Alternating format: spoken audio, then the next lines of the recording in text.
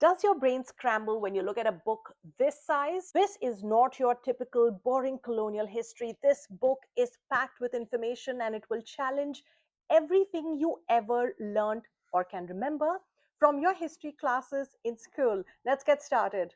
On this episode, I'll take you through 5 themes that actually left me stunned.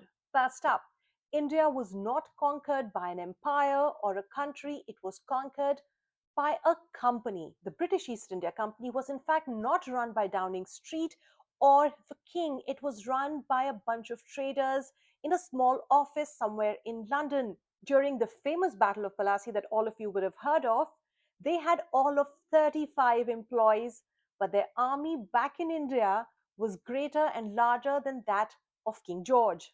And that brings us to fact two. How did they have an army larger than that of the kings? Now, every time I recall and I think about clashes between British and Mughals, I always think of these white blokes wearing these bright red coats on the battlefield with a bunch of sepoys, but that was not the case. The British East India Company's army was comprised of mercenary soldiers, and they were extremely good paymasters. Not only did they pay twice as much as the Marathas, they also paid their mercenary army on time. And that brings us to fact number 3. Now, who were these people who manned the front lines during these wars?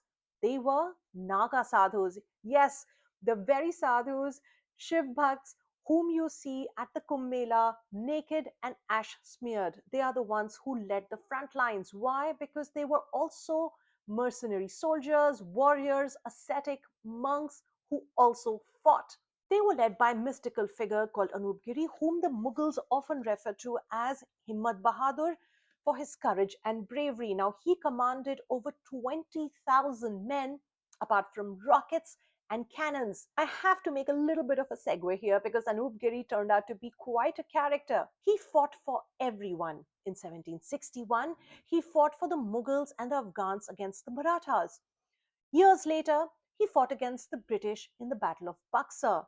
After that, he actually supported the British to get rid of the Marathas. One historian described him perfectly as someone who everyone needed and someone who everyone hated needing. With this, we come to fact number 4. Now, wars are expensive business, and you wonder who was bankrolling the British East India Company. Hold your breath, because it was none other than Bengal's most powerful banking family, the Jagat Seths. Jagat Seths were so powerful that they could literally make or break rulers.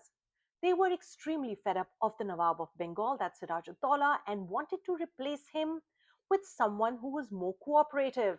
And so they decided to back the British East India Company. The Jagat Seths paid the company over £4 million to overthrow the Nawab of Bengal.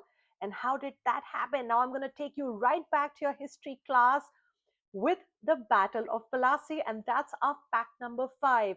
The Battle of Plassey was actually a palace coup. For some of us who were paying some attention to a history teacher back in school would remember Battle of Plassey as that decisive moment in history where Robert Clive defeated the Nawab of Bengal. Now, how did he manage to do that? He already had the money from Jagat Seths, which he then diverted to Mir Jafar and asked him to remain inactive during battle.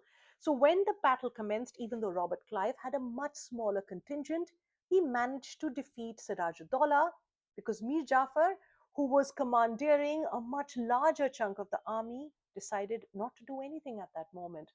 And that's how the British or the British East India Company won over Bengal. So here's my big takeaway from William Dalrymple's Anarchy. It challenged everything that I ever remembered having read in my history class in school, and a part of me wishes that I'd read this back then or it had been written back then, although this would have taken me at least 2 years to finish. But coming back, the reason why this book is so special is because it tells you that it wasn't another country, another king, another queen that came and conquered over India. It was, in fact, a trading company that had initially come just to sell textiles. If you're tempted to read the full story, go right ahead and grab your copy of William Dalrymple's The Anarchy. But if you want it in highlights, you've got it right here. Thank you for tuning in, and looks like this was not done in one hot minute, but several hot minutes. Thank you for watching.